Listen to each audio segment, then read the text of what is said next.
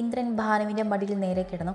അവളുടെ കൈവിരലുകൾ കൈ കോർത്ത് പിടിച്ച്, ഭാനു, നാളെ പോയി വരുമ്പോൾ പെയിൻറ്റിങ് വാങ്ങണം, വാളിൽ വെക്കാൻ. പിന്നെ ആട്ടുകട്ടിലിൻ്റെ ഇടതുവശത്ത് നമ്മുടെ വിവാഹ ഫോട്ടോ വലുതാക്കി ഫ്രെയിം ചെയ്ത് വെക്കണം. റൂമിലും ഫോട്ടോ വെക്കണം. നമ്മുടെ പാവ വന്നാൽ വാവയുടെ ഫോട്ടോ, ജനിച്ച അന്ന് തൊട്ട് കുഞ്ഞിൻ്റെ ഓരോ വളർച്ചയും എടുത്ത് വയ്ക്കണം. നമ്മുടെ മോനായാലും മോളായാലും വലുതാകുമ്പോൾ അതൊക്കെ കണ്ടറിയണം. നമ്മുടെ ചെറുപ്പകാലത്ത് ഈ വക സൗകര്യങ്ങളൊന്നും ഇല്ലായിരുന്നല്ലോ. ഇന്ദ്രൻ തൻ്റെ മനസ്സിലെ സന്തോഷം ഭാവനയോട് പറഞ്ഞു. അതെ, അത് നല്ലതാണ്. ഇന്ദ്രേട്ടൻ്റെ ആഗ്രഹം പോലെ എല്ലാം ആയിക്കോട്ടെ. ഇന്ദ്രൻ്റെ നെഞ്ചിൽ വിരൽ ഓടിച്ചുകൊണ്ട് പറഞ്ഞു ഭാനു. എടോ, തനിക്ക് പ്രത്യേകിച്ച് ആഗ്രഹങ്ങളൊന്നുമില്ലേ? ഈ വക കാര്യങ്ങളിൽ സ്ത്രീകൾക്കായിരിക്കും കൂടുതൽ ആഗ്രഹങ്ങൾ. താനെന്താ ഒരുമാതിരി കാലാവസ്ഥ നിരീക്ഷകരെ പോലെ? ആവാം, ആയിക്കോട്ടെ. മഴ പെയ്യാനും പെയ്ക്കാതിരിക്കാനും സാധ്യതയുണ്ട് എന്ന് പറയുന്ന പോലെ ഭാനുവിൻ്റെ മുഖത്തേക്ക് നോക്കി ചോദിച്ചു ഇന്ദ്രൻ. ഇന്ദ്രൻ പറഞ്ഞത് വലിയ എന്ത് തമാശ എന്നതുപോലെ ഉറക്കെ ചിരിച്ചു ഭാനു. ഈ ഇന്ദ്രേട്ടൻ്റെ ഒരു കാര്യം. കുഞ്ഞവൻ്റെ നെറ്റിയിൽ ഉമ്മ കൊടുത്തുകൊണ്ട് പറഞ്ഞു ഭാനു. എൻ്റെ കൃഷ്ണ ഗുരുവായൂരപ്പ, ഇടയ്ക്ക് വീണ് കിട്ടുന്ന ബോണസാണ് ഈ ചുംബനം. കള്ളച്ചിരി ചിരിച്ചുകൊണ്ട് അവളെ കവിളിൽ പിടിച്ച് വലിച്ച് തൻ്റെ ചുണ്ടിൽ വെച്ചു ഇന്ദ്രൻ. ഓ പിന്നെ, ഞാൻ ഉമ്മ വയ്ക്കാറില്ലല്ലേ? ഭാനു മുഖം വീർപ്പിച്ചുകൊണ്ട് പറഞ്ഞു. ഇല്ലെന്നല്ല പറഞ്ഞത്, കുറവാണെന്നാണ്. ഞാൻ 100 തരുമ്പോൾ അത് 10 തിരികെ തരും, അതാ ഉദ്ദേശിച്ചത്. അത്ര മനസ്സ് നിറഞ്ഞാൽ മാത്രമല്ലേ ഈ ആദരവിനെ തേടി വരൂ. ഭാനുവിൻ്റെ ഇളമ്പിങ്ക നേർത്തിലെ ചുണ്ടിൽ പിടിച്ചുകൊണ്ട് പറഞ്ഞു ഇന്ദ്രൻ. ഈ മനുഷ്യൻ്റെ ഒരു കാര്യം. ഒന്ന് പോ ഇന്ദ്രേട്ടാ, പറഞ്ഞുകൊണ്ട് അവന് ദേഹത്തു നിന്നും തള്ളി മാറ്റി ചെരിഞ്ഞു കിടന്നു ഭാനു പിണങ്ങിയതുപോലെ. താൻ പിണങ്ങാതെ, ഞാൻ ചുമ്മാ പറഞ്ഞതാ. അവൾ കിടക്കുന്നതിനോട് ചേർന്ന് കിടന്ന് കഴുത്തിനും ഷോൾഡറിനും ഇടയ്ക്ക് മുഖം അമർത്തി വെച്ച് പറഞ്ഞു ഇന്ദ്രൻ. അവളുടെ ഇടുപ്പിൽ ഇടത് കൈ കൊണ്ട് പിടിച്ചിട്ടുണ്ട് ഇന്ദ്രൻ. ഭാനു ഒന്നും മിണ്ടാതെ ശ്വാസം പിടിച്ചു കിടന്നു. ഇന്ദ്രൻ്റെ ആദരം അവളുടെ കഴുത്തിൽ തെളിഞ്ഞു കാണുന്ന പച്ചഞ്ഞരമ്പിൽ പതിഞ്ഞു. പല്ല് കുറച്ച് താഴ്ന്നപ്പോൾ അവൾ എരിവ് വലിച്ചുകൊണ്ട് നേരെ കിടന്നു. ദേ വേണ്ട കേട്ടോ, കൊഞ്ചിക്കൊണ്ട് പറയുന്ന അവൾ പിടയ്ക്കുന്ന കണ്ണുകളിലേക്ക് നോക്കി അവളുടെ ദേഹത്തേക്ക് കിടന്നുകൊണ്ട് വിറകൊള്ളുന്ന ആദരം നുകർന്നു അവൻ. അവളുടെ ചുരിദാറിൻ്റെ ഇടയിലൂടെ കൈ കടത്തി അണിവയറിൽ പതുക്കെ തഴുകി തലോടി. അവളുടെ കൈകൾ അവൻ്റെ നഗ്നമായി പുറത്ത് അലഞ്ഞു നടന്നു. അവൻ്റെ ആദരം അവളുടെ മുഖത്തും കഴുത്തിലും നനവ് പടർത്തിക്കൊണ്ട് അലഞ്ഞു തിരിഞ്ഞ് ഇണയെ തേടിയതുപോലെ അവളുടെ പൂവിതലുകൾ പുള്ള ആദരത്തെ നുകർന്നു. പൂവിലെ മധു ഉണ്ടെന്ന വണ്ടിനെ പോലെ അവളുടെ ആദരം തൻ്റെ ആദരം കൊണ്ട് സ്വന്തമാക്കിയവൻ. ഇടയ്ക്ക് കൂട്ടുപിടിച്ച് അവളുടെ ആദരം ചെറിയ വിടവ് തീർത്തപ്പോൾ നാവുകൊണ്ട് നുഴഞ്ഞു കയറി അവളുടെ നാവിനെ തന്നെ നാവുകൊണ്ട് ഒഴിഞ്ഞു അവൻ. ഇടയ്ക്ക് പല്ലുകൾ കൊട്ടി താഴ്ന്നപ്പോൾ അവൾ പിടഞ്ഞു. അവൻ്റെ ആവേശം കൂടുന്നതനുസരിച്ച് അവളുടെ കൈകൾ അവൻ്റെ പുറത്ത് നഖക്ഷതങ്ങൾ തീർക്കുന്നുണ്ടായിരുന്നു. ഒടുവിൽ ശ്വാസം കിട്ടാതെ ഇരുവരും ചുണ്ടും നാവും സ്വതന്ത്രമാക്കി. നാവിൽ രക്തച്ചുവ അറിഞ്ഞ് ഇരുവരും. അവൾ ശ്വാസം എടുക്കാൻ തന്നെ പ്രയാസപ്പെട്ടു. അവൾ ഉയർന്നു താഴ്ന്ന മാറിടം അവൻ്റെ കൈകളിൽ ഞെരിഞ്ഞമർന്നു. ഇന്ദ്രൻ്റെ ശരീരം ചൂട് പിടിച്ചു. അവൻ്റെ കിതപ്പിൽ നിന്നും തന്നെ അറിയുന്നുണ്ടായിരുന്നു ഭാനു വികാര വിചാരങ്ങൾ അടിമപ്പെടുത്തുന്ന സമയം. ഇന്ദ്രേട്ടാ വിളിച്ചുകൊണ്ട് അവൻ്റെ കൈകളിൽ മുറുക്കെ പിടിച്ചോൾ. പതിവില്ലാത്ത വേദന തോന്നി അവൾക്ക്. ഭ്രാന്തമായ ആവേശത്തിലായിരുന്നു ഇന്ദ്രൻ. എന്താ ഭാനു, വയ്യേ നിനക്ക്? വയ്യെങ്കിൽ വേണ്ട, പറഞ്ഞുകൊണ്ട് അവളുടെ ദേഹത്തു നിന്നും ഊർന്നിറങ്ങി കിടന്നു അവൻ. അതല്ല ഇന്ദ്രേട്ടൻ, എല്ലാം മറന്നു പോകുന്നു.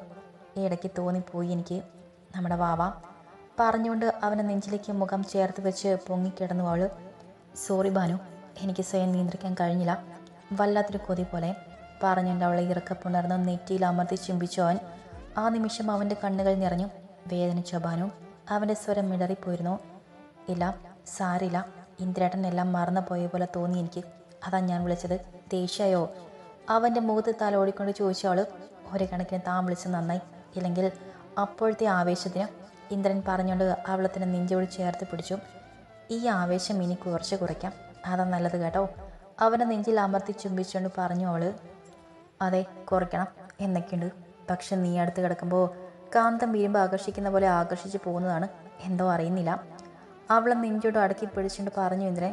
ഡോക്ടർ പറഞ്ഞതുപോലെയാണെങ്കിൽ കുഴപ്പമില്ല, എനിക്ക് ടെൻഷൻ ആവുന്നതാണ് കാണാം. ഭാനു അവൻ്റെ നെഞ്ചിൽ വിരൽ ഓടിച്ചുകൊണ്ട് പറഞ്ഞു. പേടിക്കാനൊന്നുമില്ല എന്നാണ് ഡോക്ടർ പറഞ്ഞത്. എന്നാലും 3 മാസം കഴിഞ്ഞാൽ പിന്നെ ടെൻഷൻ ഫ്രീ ആയി. ഇനി അധികം കാത്തിരിക്കണ്ടല്ലോ, അതുവരെ നമുക്ക് കൈക്കളിയിൽ അങ്ങ് സമാധാനിക്കാം. ടേബിളിരുന്ന ഫോൺ റിങ് ചെയ്യുന്ന കേട്ട് ഭാനു അവൻ്റെ ദേഹത്ത് നിന്നും എഴുന്നേറ്റു. ആരെ ഈ നേരത്ത്? പറഞ്ഞുകൊണ്ട് ഇന്ദ്രൻ എഴുന്നേറ്റ് പോയി ഫോൺ എടുത്തു. അച്ഛനാണ്. ഭാനുവിനെ നോക്കി പറഞ്ഞുകൊണ്ട് ഹാങ്കറിൽ നിന്നും ബനിയൻ എടുത്തിട്ട് അറ്റൻഡ് ചെയ്തു. ദാ വരുന്നു. ഫോൺ കട്ടാക്കി ടേബിൾ വെച്ച് മൂടി ചീകി ഒതുക്കി താഴേക്കിറങ്ങി ഇന്ദ്രൻ. മോനെ, പന്തലിടാനുള്ള കാര്യം പറഞ്ഞിരുന്നു, അതിനവർ വന്നിരിക്കുന്നത്. ഹാളിലിരിക്കുന്നവരെ നോക്കി പറഞ്ഞു അച്ഛൻ. ഓ, ഇന്ദ്രൻ അവരെ നോക്കി പുഞ്ചിച്ചുകൊണ്ട് സെറ്റിലിരുന്നു. കാര്യങ്ങൾ സംസാരിച്ച് അവർ പോയി. ഭാനു താഴേക്ക് വന്നിരുന്നു. അപ്പോഴേക്കും കുറേ സമയം അച്ഛനും ഇന്ദിനും സിദ്ധിയും സിറ്റോടിൽ സംസാരിച്ചിരുന്നു. ഹൗസ് വാമിങ്ങിൻ്റെ കാര്യങ്ങളും ഓഫീസ് കാര്യങ്ങളും മറ്റും. സിദ്ധി തേയില ഫാക്ടറിയിൽ പോയ കാര്യങ്ങളെല്ലാം വിശദമായി പറഞ്ഞു.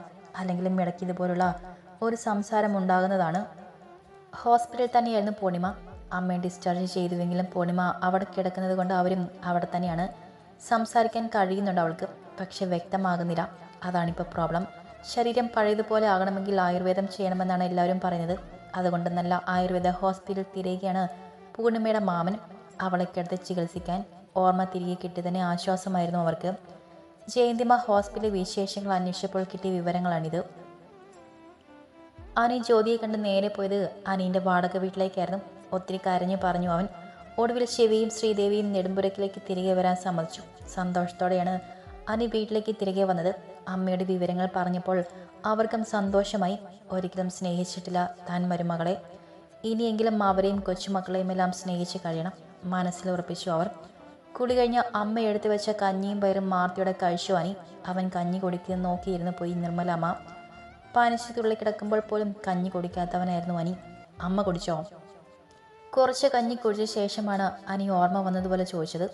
മരുന്ന് കഴിക്കാനുള്ളത് കൊണ്ട് കഴിച്ച മോനെ. വേണ്ടിയിട്ടല്ല, എന്നാലും ഈശ്വരൻ ഇട്ട ആയുസ് എടുക്കുന്നതുവരെ ജീവിക്കണമല്ലോ. പിന്നെ പാടത്ത് പണി തുടങ്ങേണ്ട സമയമായി. രാമൻ വന്നിരുന്നു. ഈ കൊല്ലം നമ്മൾ പണിയുന്നില്ലെങ്കിൽ അവൻ പണിയിട്ടെന്ന് ചോദിച്ചു. എനിക്ക് പിന്നാലെ നടക്കാനൊന്നും വയ്യ.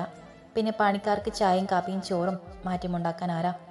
ദേവകി എനിക്ക് തന്നെ വെച്ചുണ്ടാക്കുന്നത് വേണം വേണ്ടെന്ന മട്ടിലാണ്. ഭാനു ഉണ്ടായിരുന്നപ്പോൾ പണിക്കാരുണ്ട്, നാളെ തൊട്ടെന്ന് പറയേണ്ട കാര്യം ഉണ്ടായിരുന്നുള്ളൂ. ഏതോ കാലത്ത് നടന്നതുപോലെയാണ് എനിക്കിപ്പോൾ തോന്നുന്നത്. മോനെ, ഞാനൊരു കാര്യം പറയാൻ മറന്നു. എനിക്ക് ഭാനുവിനെ ഒന്ന് കാണാം. അവളോട് ചെയ്തു പോയ തെറ്റുകൾക്ക് മാപ്പ് പറയണം. മരിക്കുന്നതിന് മുമ്പ് ആ ഒരു കടം കൂടി വീട്ടാനുണ്ട് എനിക്കിനി. അധികം നാളുകളൊന്നും ഉണ്ടെന്ന് തോന്നുന്നില്ല. പറഞ്ഞുകൊണ്ട് അമ്മ നിറഞ്ഞ കണ്ണുകൾ നീരിതിൻ്റെ അറ്റം പിടിച്ച് തുടച്ചുകൊണ്ട് പറഞ്ഞു. അമ്മയ്ക്ക് അങ്ങനെ ഒരു ആഗ്രഹമുണ്ടെങ്കിൽ എന്തെന്നെ വീട് ഞാൻ പറഞ്ഞു തരാം. ഇനി അവളെ നിഴൽ വെട്ടത്തിലേക്ക് ഞാനില്ല. അതിനുള്ള യോഗ്യത പോലും എനിക്കില്ല. അമ്മ പോയി കണ്ടിട്ട് വന്നോളൂ, ഭാനു കാണാൻ അനുവദിച്ചാൽ. ദേവിയെ കൂട്ടിക്കൊണ്ട് പോകാം. അവളെ ഇറക്കി വിടില്ല ഭാനു എന്തായാലും. ശിവയും ദേവിയും പോയി കാണുക പതിവുണ്ട്. ദേവി വന്നപ്പോൾ പറഞ്ഞതും അല്ല, അവർ എന്നാണ് വരികയെന്ന് പറഞ്ഞത്? മകനെ നോക്കി ചോദിച്ചു നിർമ്മലാമ്മ. വിഷുവിന് തലേദിവസം വരാൻ കഴിയുമെങ്കിൽ വരാൻ പറഞ്ഞിട്ടുണ്ട് ഞാൻ. വരുമെങ്കിൽ അടുത്ത ശനിയാഴ്ച അവർ ഇവിടെ ഉണ്ടാകും അമ്മേ. മോനും മോളും എല്ലാവരും ഇവിടെ ഉണ്ടാകും. അനി എഴുന്നേറ്റ് കൈ കഴുകി വായും കഴുകി പാത്രങ്ങൾ കഴുകി വെച്ച് അമ്മ വരുന്നത് വരെ അനി ഹാളിലിരുന്നു. അമ്മ കിടന്നോ? നാളെ ഓഫീസിലേക്ക് പോകണം. ഡിസ്മിസ് കിട്ടിയത് തൽക്കാലം സസ്പെൻഷനാക്കി കിട്ടാൻ ഒരാളെ കണ്ടിട്ടുണ്ട്. നല്ല തുകയാണ് ആവശ്യപ്പെടുന്നത്. അമ്മയുടെ കയ്യിൽ കാശുണ്ടെങ്കിൽ എനിക്ക് കുറച്ച് തരുമോ? ജോലി തിരികെ കിട്ടിയാൽ പിന്നെ തിരിച്ചു തന്നേക്കാം. ഒരു ബൈക്ക് വാങ്ങണം. തൽക്കാലം ഒന്ന് പുറത്തേക്ക് പോകണമെങ്കിൽ. വണ്ടിയില്ലാതെ പറ്റില്ല. ബുള്ളറ്റ് നഷ്ടത്തിലാണ് കൊടുത്തത്. അതുപോലെ തന്നെ കാറും. എല്ലാം ആലോചിക്കുമ്പോൾ ഭ്രാന്ത് പിടിക്കുന്നിപ്പോൾ. അനി മുടിയിൽ കൈ കോർത്ത് സ്വയം വലിച്ചുകൊണ്ട് പറഞ്ഞു. എല്ലാം വിറ്റ് തുലച്ച് കുടിച്ച് നടന്നു. ഇപ്പം പറഞ്ഞിട്ട് കാര്യമില്ല. പിന്നെ എൻ്റെ അക്കൗണ്ടിൽ കുറച്ച് കാശുണ്ട്. അതിൻ്റെ പലിശ വാങ്ങിയാണ് ഞാനിപ്പോൾ കാര്യങ്ങൾ നടത്തുന്നത്. തേങ്ങയും മടക്കിയും എല്ലാം കുറവാണ്. നിനക്ക് എത്ര വേണം? കാശിൻ്റെ കാര്യം വന്നപ്പോൾ അമ്മയുടെ സ്വരം മാറിയത് ശ്രദ്ധിച്ചു അനി. എന്നെല്ലാം ആവശ്യം തൻ്റേതായി പോയല്ലോ. പെട്ടെന്ന് അവൻ്റെ ഓർമ്മയിൽ ജ്യോതിയുടെ ബാഗ് തെളിഞ്ഞത്. ഞാൻ നാളെ പറയാം, അമ്മ കിടന്നു പറഞ്ഞിട്ട് അനി വേഗം മുകളിലെ റൂമിലേക്ക് പോയി. ജ്യോതി വന്നപ്പോൾ ഉപയോഗിച്ച മുറിയിലേക്കാണ് ചെന്നത്. അലമാര തുറന്നു. ജ്യോതി ബോംബെയിൽ നിന്ന് തിരികെ വരുമ്പോൾ കൊണ്ടുവന്ന ബാഗ് 2 ബാഗ് ഉണ്ടായിരുന്നു. രണ്ടും എടുത്ത് കട്ടിൽ വെച്ച് തുറന്നു അവൻ. കുറേ ഡ്രസ്സായിരുന്നു രണ്ടിലും. ഒടുവിലൊരു ബാഗിൽ ഏറ്റവും അടിയിലിരിക്കുന്ന വലിയ ബോക്സ് എടുത്തു അവൻ. തുറന്നു നോക്കി. ഒരു നിമിഷം കണ്ണും മഞ്ഞളിച്ച് നിന്നുപോയി അവൻ. കുറേ ആഭരണങ്ങൾ. വാനിറ്റി ബാഗ് എടുത്ത് നോക്കി അനി. സഞ്ജയ് കൊടുത്ത 25 ലക്ഷത്തിൻ്റെ ചെക്ക് കൂടെ 500 2 കെട്ട് നോട്ടുകളും. ഈശ്വര, ഇത്രയ്ക്ക് ക്യാഷ് ഉണ്ടായിരുന്നോ ഇവളുടെ കയ്യിൽ? എന്നിട്ട് എൻ്റെ കയ്യിലെ കാശ് മുഴുവൻ ദൂർത്തടിച്ച് കളഞ്ഞു. തൽക്കാലം കാശ് എടുക്കാം. പോയ ജോലി തിരികെ കിട്ടാൻ വേണ്ടിയല്ലേ? പറഞ്ഞാൽ അവൾക്ക് മനസ്സിലാകും. ജ്യോതി ഇറങ്ങിയാൽ ചെറിയ ഫ്ലാറ്റ് എടുക്കാം. ഈ വീട്ടിൽ നിന്നാൽ ശരിയാവില്ല. അവളെ തിരികെ ജീവിതത്തിലേക്ക് മടക്കി കൊണ്ടുവേണം. എല്ലാവരും ഹാപ്പിയായി ജീവിക്കുന്നു. അനിയും ജ്യോതിയും ജീവിക്കും. തെറ്റ് ചെയ്തവൻ ഈ ലോകത്ത് നിന്ന് തന്നെ പോയി. ഭാനുവിനെ വേദനിപ്പിച്ചു എന്നതല്ലാതെ വേറൊരു തെറ്റും താൻ ചെയ്തിട്ടില്ല.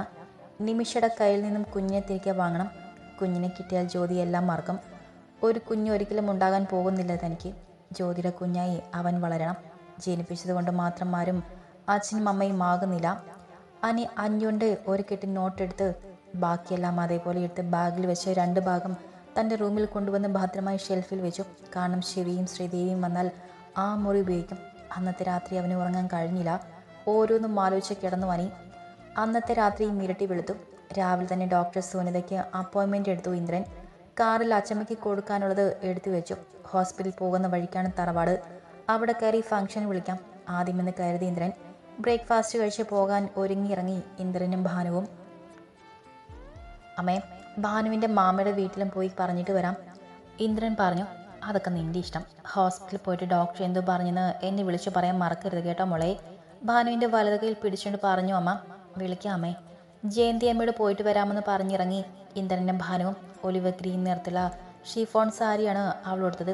സാരി പ്ലെയിൻ ആയിരുന്നു. വർക്കുള്ള ബ്ലൗസ് ആയിരുന്നു അതിൻ്റെ ഭംഗി. നെറ്റിൽ കുഞ്ഞു പൊട്ടും അതിന് മുകളിൽ മഞ്ഞൾ കുറിയും നീട്ടി വരച്ച സിന്ദൂരവും. കണ്ണുകളിൽ കൺമഷി അല്പം കടുപ്പിച്ചെഴുതി. പതിവിലും സുന്ദരിയായിരുന്നു ഭാനു. മുടി ഇടതുവശത്തു നിന്നും കുറച്ചെടുത്ത് ക്ലിപ്പിട്ട് നീണ്ട മുടി വിടർത്തിയിട്ടു.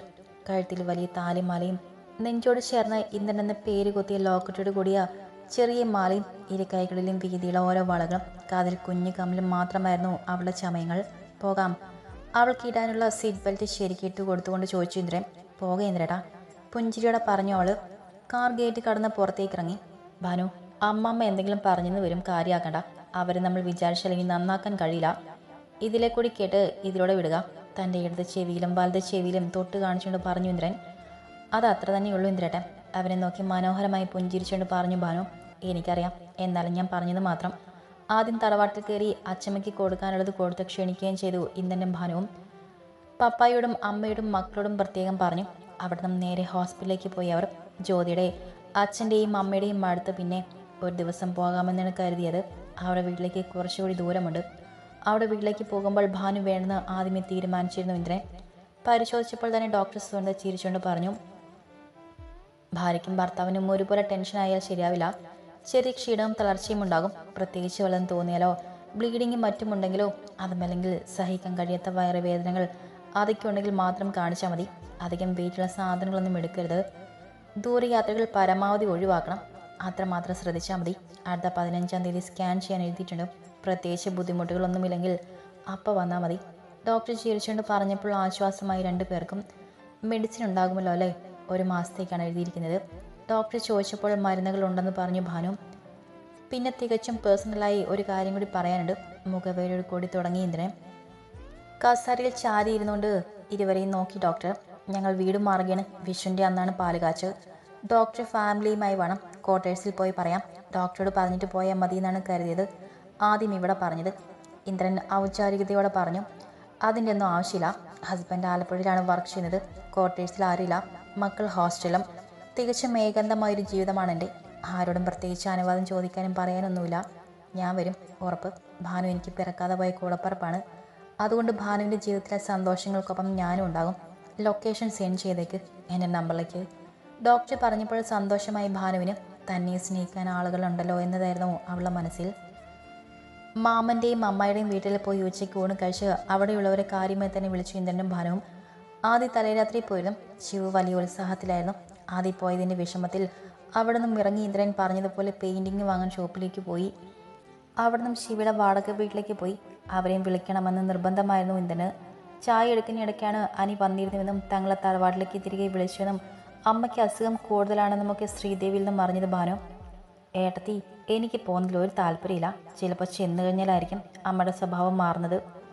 കാര്യം വാടക വീടായാലും ഇപ്പോൾ സന്തോഷത്തിലാണ് കഴിയുന്നത്. ഈ സന്തോഷം അവിടെ പോയി നിലയ്ക്കുമെന്നാണ് എൻ്റെ പേടി. തൻ്റെ മനസ്സിലെ ആശങ്കകൾ ശ്രീദേവി ഭാനുവിനോട് തുറന്നു പറഞ്ഞു. ഒറ്റപ്പെട്ടലിൻ്റെ വേദന അമ്മ ഒത്തിരി അറിഞ്ഞു കാണും മോളെ. അതായിരിക്കും നിങ്ങളെ തിരികെ വിളിച്ചത്. പിന്നെ എത്രയില്ല അമ്മയെ നോക്കണം. അതൊരു കടമയാണ്. 2 ആൺമക്കളാണ് അമ്മയ്ക്ക്. ഒരു പെൺകുട്ടിയില്ല സങ്കടം പറഞ്ഞു വരാൻ. ഞാൻ നിന്നെ നിർബന്ധിക്കില്ല. ചെവിയുടെ ആലോചന എന്താണെന്ന് വെച്ചാൽ ചെയ്യും. ഭാനുവിൻ്റെ മടിയിൽ കയറി ഇരിപ്പായിരുന്നു രഞ്ജുട്ടൻ. ചായയും പലഹാരങ്ങളും മേശപ്പുറത്ത് നിർത്തി ശ്രീദേവി. മോനെ, വല്യമ്മയുടെ മടിയിൽ ഇരിക്കരുത്. വല്യമ്മയുടെ വയറ്റിൽ ഉണ്ണിയുണ്ട്. ശ്രീദേവി മോൻ്റെ കയ്യിൽ പിടിച്ചു വലിച്ചുകൊണ്ട് പറഞ്ഞു. സാരില്ല ദേവി, മോൻ ഇരിക്കട്ടെ. അമ്മ പറഞ്ഞപ്പോൾ മോൻ സംശയത്തോടെയാണ് ഭാനുവിനെ നോക്കിയത്.